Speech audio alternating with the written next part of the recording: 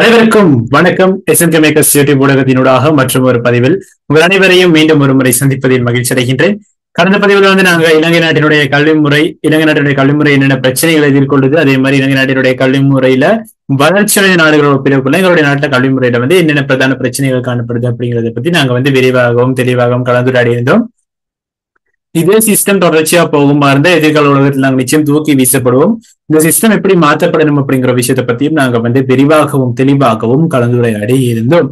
Right, இன்னைக்கு எங்களுடைய தலைப்பு என்ன பாத்தீங்கன்னா சிஸ்டம் சேஞ்ச் அப்படிங்கிற விஷயத்தை பத்தி நான் சுருக்கமா சொல்லணுமா இருந்தா, நடைமுறையில ஒரு விஷயம் காணப்படுதுனால்தான் அது ஒரு கலாச்சாரத்து கீழே போய்கிட்டு இருக்காங்க. அந்த கலாச்சாரத்தை மாத்தி அதே விஷயத்த தொடர்ச்சியா கொண்டு போறதுக்கு பேர் தான் சிஸ்டம் சேஞ்ச் அப்படின்னு நாங்க சுருக்கமா சொல்லலாம். இந்த சிஸ்டம் சேஞ்ச் அப்படிங்கிற விஷயம் விசேடமா இலங்கை நாட்டை தேசிய மக்கள் சக்தி தலைமையிலான அரசாங்கம் ஆட்சிக்கு வந்தவுடனும் சரி, அதே மாதிரி எங்களுடைய ஜனாதிபதி கௌரவ அன்றகுமார் திசாநாயக்க அவர்கள் ஆட்சிக்கு வரப்பின்னும் சரி பேசப்படுகின்ற ஒரு விஷயம். அதே மாதிரி இவங்களுடைய தேர்தல் பிரச்சார மேடைகள்ல அதிகம் பேசப்படுற ஒரு விஷயம் தான் இந்த சிஸ்டம் சேஞ்ச் அப்படிங்கிற விஷயம். இந்த சிஸ்டம் சேஞ்ச் அப்படிங்கிற ஒரு விஷயத்துக்கு தேசிய மக்கள் சக்தி அரசாங்கம் ஆட்சிக்கு வந்த பின் எவ்வளவு பேசினாங்க, இதுக்கு முன் தேர்தல் பிரச்சாரங்களை பேசினாங்க எல்லாம் ஓகே. ஏதாவது மாற்றம் இருக்கா அப்படின்னு நீங்க என்கிட்ட கேட்டீங்களா? இருந்தா நாங்க இந்த வீடியோ பாக்குற நீங்க தனிப்பட்ட ரீதியா எந்த ஒரு அரசியல் கட்சியை சார்ந்த அல்லது கொள்கைகளை சார்ந்த ஒரு நபரா இருந்தாலும் கூட அதெல்லாம் சற்று ஓரம் கட்டி வச்சுட்டு இலங்கை நாட்டினுடைய பிரஜைகள், இலங்கை நாட்டினுடைய குடிமக்கள் என்ற ரீதியில யோசிச்சீங்களா இருந்தா ஒரு சில விஷயத்துல நாங்க இந்த மாற்றத்தை உணர்ந்திருக்கிறோம் அப்படிங்கிறது நிதர்சனம் உண்மை. உதாரணமா சொல்லணுமா இருந்தா, ஒரு கடந்த காலத்துல இருந்த அரசாங்கங்கள் ஒரு நாளைக்கு ஒரு ஃபங்க்ஷன் ஏதோ ஒரு முக்கியமான ஒரு விழாவை செய்யறதுக்கு பல லட்சக்கணக்கில் செலவழிச்சாங்க. ஆனா இந்த அரசாங்கம் அதே விழாவை அதே ஸ்டாண்டர்டோட குறைந்த செலவுல முடிச்சிருக்காங்க. இது ஒரு நல்ல ஒரு எக்ஸாம்பிள். விலையை குறைச்சி ஸ்டாண்டர்ட் குறைஞ்சிருந்தா அவங்க பிரச்சனை இருக்கு. ஆனா எப்படி செய்யற, விலை குறைஞ்சிருக்கு, ஸ்டாண்டர்ட் அதே மாதிரி இருக்கு அந்த ப்ரோக்ராம்ல. அதே மாதிரி பொதுவா மக்களுடைய மைண்ட் செட் ஒன்று இருந்துச்சு. 10-15 வாகனத்துல 5-10 வாகனத்துல இறங்கி சுத்தி ஒரு 10-15 பொடிகார்டை வச்சுக்கிட்டு மக்கள் நெருங்க விடாம நடுவுல ஒருத்தர் அவ்வளவு கம்பீரம் நடந்து போனா அதுக்கு பேர்த்து அமைச்சர், அரசியல்வாதி, ஜனாதிபதி, பிரதமர் அப்படிங்கிற ஒரு மைண்ட் செட். அந்த மைண்ட் செட் இந்த அரசாங்கம் முற்றுமுழுதா மாத்தி இப்ப இருக்க அமைச்சர்களுக்கு ஒரு வாகனம், பாதுகாப்பு போலீசாரோட சேர்த்து 2 வாகனம், பிரதி அமைச்சர்கள் வாகனமே இல்லை அப்படிங்கிற நிலைமை. அவங்களோட சாதாரண மக்கள் மாதிரி பொது போக்குவரத்துல டிராவல் செய்யறாங்க. சோ அந்த வாரம் நிறைய மாற்றங்கள் நடந்திருக்கு.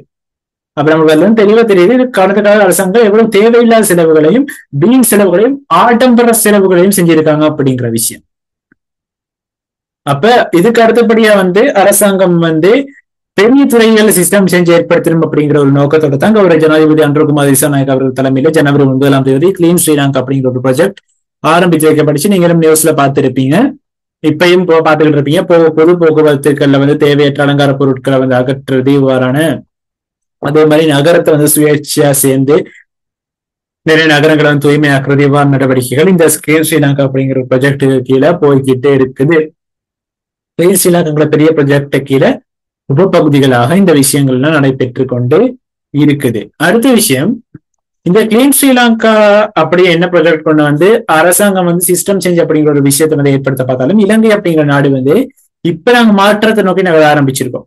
ஆனா எங்களை ஏதோ ஒரு விஷயம் பின்னுக்கு பிடிச்சி இருக்குது. அந்த விஷயம் எங்கள்கிட்ட தான் இருக்கு. இன்னைக்கு சொல்றேன், ஞாபகம் வச்சுக்கங்க. அந்த விஷயத்த நாங்க மாத்திக்கிறது இந்த ஜனாதிபதி இல்ல, இந்த அரசாங்கம் இல்ல, சிங்கப்பூர் அழகான ஒரு நாடா மாத்தி அமைச்சர் லீ குவான் யூ திருப்பி எங்களுடைய நாட்டுக்கு ஜனாதிபதியா வந்தாலும் அது நடக்காது. சிஸ்டம் சேஞ்ச் அப்படிங்கிற விஷயத்தை எதிர்பார்க்க இல்லாது இந்த விஷயத்தை நாங்க மாத்திக்கிறது. அப்படி என்ன விஷயம்னு கேட்டீங்கன்னா மைண்ட் செட். முதலாவது மக்களுடைய மனநிலையை மாத்தாம இந்த ஒரு அரசாங்கமும் இந்த ஒரு நாளும் சிஸ்டம் சேஞ்ச் அப்படிங்கிற விஷயத்தை போய் யோசிக்க இயலாது. அப்படி யோசிச்சாலும் மக்களுடைய மனசுல மாற்றத்தை ஏற்படுத்தாம, மனநிலையில் மாற்றத்தை ஏற்படுத்தாம சிஸ்டம் சேஞ்ச் அப்படிங்கிற ஒரு விஷயத்த கையை வச்சா கூட அது ஃபெயிலியர்ல தான் போயிட்டு முடியும். இதுதான் ஒரு உண்மையான ஒரு விஷயம். அப்ப இன்னைக்கு பதிவுல நாங்க அதுதான் பார்க்க போகிறோம். இந்த ஒரு 5 பிரிவா இந்த வீடியோ பிரிச்சிருக்கேன். அதுல காணப்படுற சிக்கல் என்ன, தீர்வு என்ன அப்படிங்கிறத சொல்ல போறேன். இந்த மக்களுடைய மைண்ட் செட் எங்கள் நாட்டுல எவ்வளவு மோசமா இருக்கு அப்படின்னு சொல்லணும்னா, கிளீன் ஸ்ரீலங்கா அப்படிங்கிற ப்ராஜெக்ட் கீழே நகரங்கள் தூய்மையாக்கப்பட்டு வர்றது உங்க எல்லாம் தெரிஞ்சிருக்கும். அப்படி ஒரு நகரம் தூய்மையாக்கப்பட்டு அதை பார்த்துக்கிட்டு இருக்கிறாள், இல்லாட்டி அவங்களோட சேர்ந்து தூய்மையாக்கினவரால் அடுத்த நாள் அதே இடத்துல குப்பை போட்டு போறாரு இருந்தா, வெத்திலை சாப்பிட்டு எச்சி துப்பிட்டு போறாரு இருந்தா, மாற்ற வேண்டிய சிஸ்டத்தையா அந்த மக்களுடைய மனநிலை. நிச்சயம் மக்களுடைய மனநிலை தான் முதலாவது மாற்றம். அதுக்கு பிறகுதான் சிஸ்டம் சேஞ்ச் அப்படிங்கிற விஷயத்தை பத்தி சிந்திக்கணும். ரைட், என்ன இந்த 5 விஷயம் நான் என்ன பேசியிருக்கேன் அப்படிங்கிறதுக்கு வருவோம். முதலாவது விஷயம் கல்வி முறை.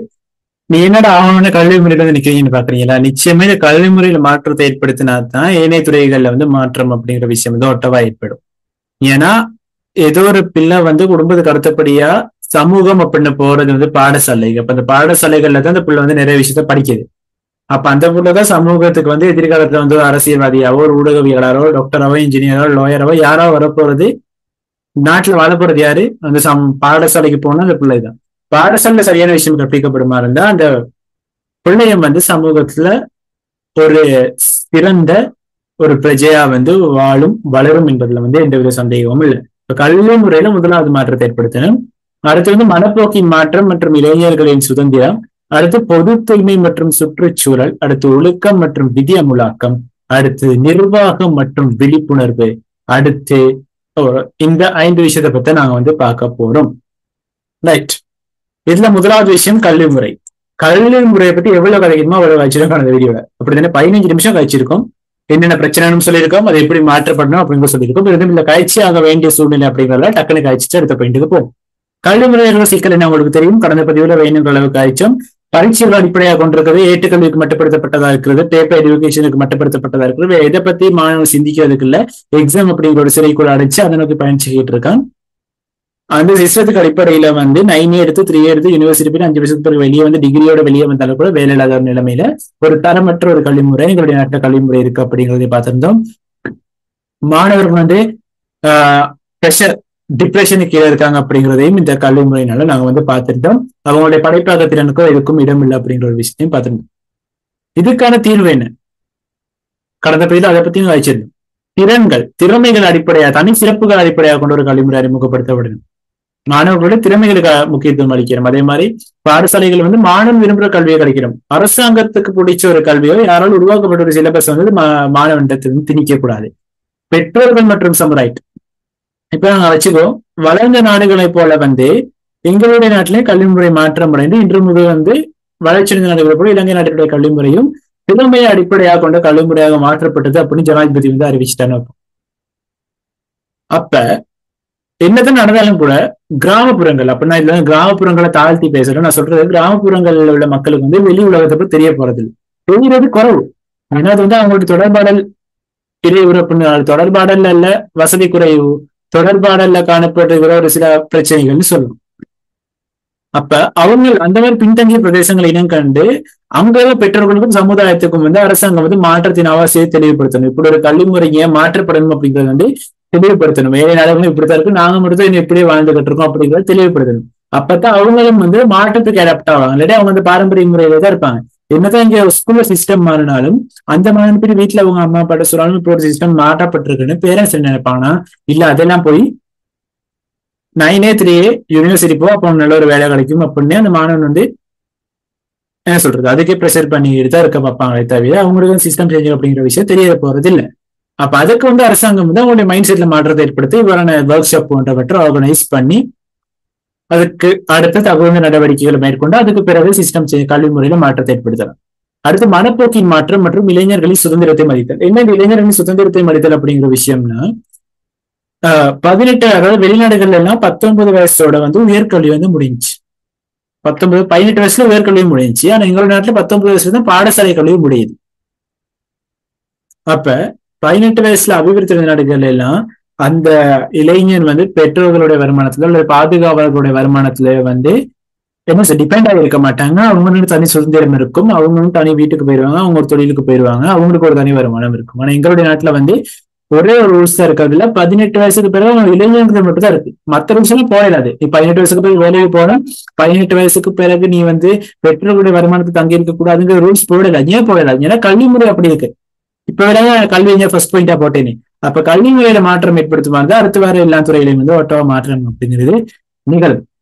அப்ப கல்வி முறை இந்த கற்கிற காலம் உயர்கல்வி வந்து கற்கிற காலத்தை குறைச்சிட்டு முடிஞ்சல 18 வயசு கொண்டு வந்துட்டு உயர்கல்வியை நிறைவு செய்யறத அதுக்கு பிறகு வந்து இவங்களை வந்து தொழில் முறைக்கு வந்து ஃபுல்லா வந்து அடாப்ட் ஆக்குற மாதிரி ஒரு கல்வி முறை வந்து நாங்க கொண்டு வரணும்.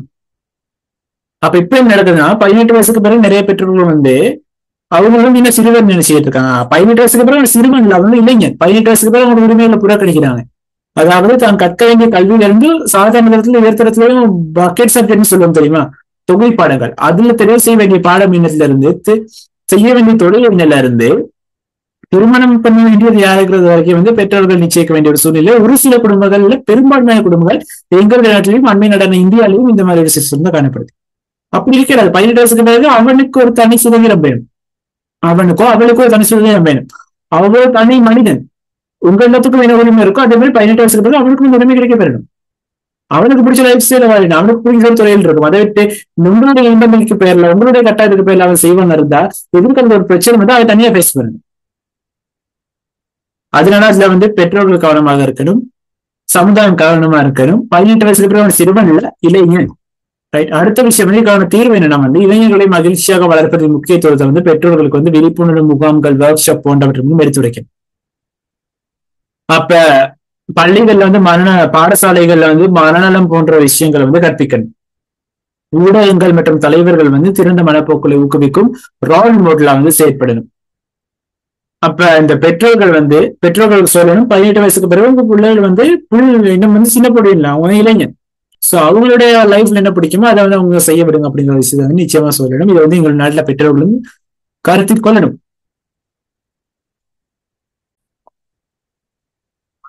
பொது தூய்மை மற்றும் சுற்றுச்சூழல்.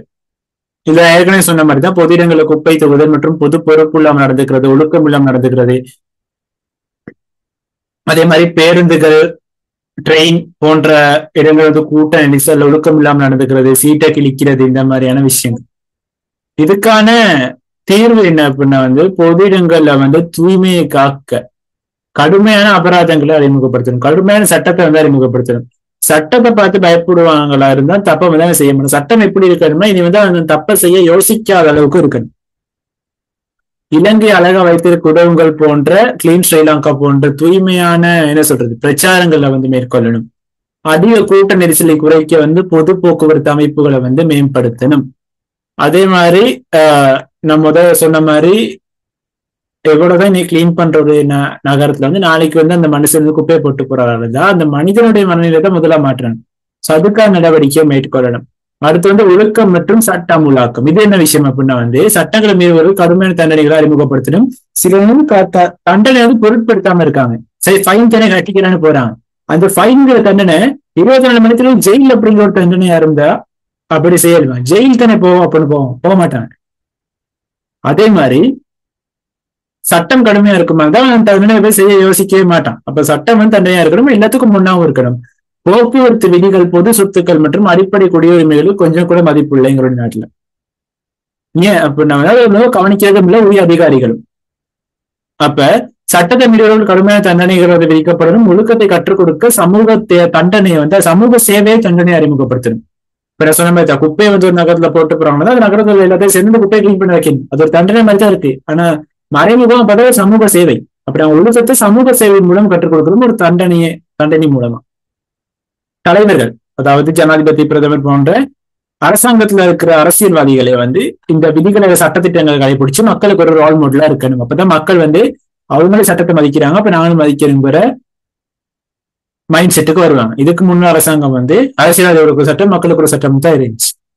அடுத்து வந்து நிர்வாகம் மற்றும் விழிப்புணர்வு. நிர்வாகம் மற்றும் விழிப்புணர்வு இருக்கிற சிக்கல் என்னன்னா வந்து மக்கள் வந்து உடனடி மாற்றங்களை எதிர்பார்க்கிறாங்க, ஆனா நீண்ட கால தீர்வுகளை எடுக்க தயாரா இல்லை.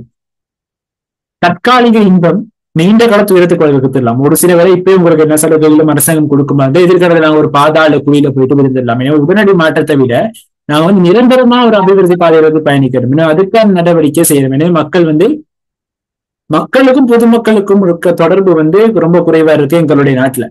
அப்ப வந்து நாங்க என்ன செய்யணும்னா மக்களுக்கும் பொதுமக்களுக்கும் இடையில உள்ள அந்த தொடர்பை வந்து நாங்க மேம்படுத்தணும். தீர்வு என்னன்னா மாற்றங்களின் அவசியம்.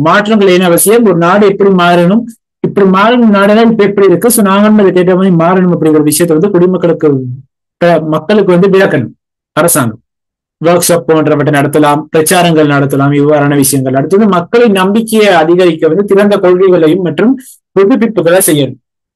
இன்னும் பழைய கால சிஸ்டத்துல போகக்கூடாது.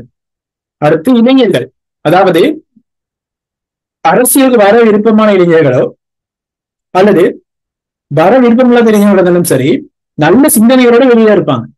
சில அவங்களுக்கு அதுக்கான களம் வந்து கிடைக்காம இருக்கலாம். அவங்கள வந்து இந்த ஆட்சியில வந்து எதிர்கொள்ளணும். ஏதோ ஒரு மொழி, இப்ப தொழில்நுட்பம் வந்து உச்சத்தடைஞ்ச ஒரு காலத்துல நாங்க இருக்கிறோம். சோ ஏதோ ஒரு மொழியில வந்து அவங்கள ஆட்சியிலே இணைத்துக் கொள்ளணும். ரைட். இதை நான் சொல்ல வந்த விஷயம் இன்னைக்கு வீடியோல. அப்ப இலங்கை முன்னேற வேண்டுமானால் அது எங்களிடத்திலிருந்து ஆரம்பிக்க வேண்டும். தனி மனிதனின் மாற்றம், குடும்பத்தின் மாற்றம், குடும்பத்தின் மாற்றம், சமூகத்தின் மாற்றம், சமூகத்தின் மாற்றம் தான் நாட்டின் மாற்றமா இருக்கும். சோ மாற்றம் எங்களிடையிலிருந்து தொடங்க வேண்டும். எங்களுடைய நாடு என்பதை உணர்ந்து அனைவரும் சேர்ந்து இலங்கை நாட்டை ஒரு சிறந்த நாடாகவும் ஒரு நல்ல ஒரு எதிர்காலத்தை உருவாக்குவோம் என்பதை கூறி மீண்டும் ஒரு பதிவில் உங்கள் அனைவரையும் சந்திக்கும் வரை உங்களிடமிருந்து விடைபெறும் நான் சரவணபவன் கோஷி ரிஷோ. நன்றி, வணக்கம்.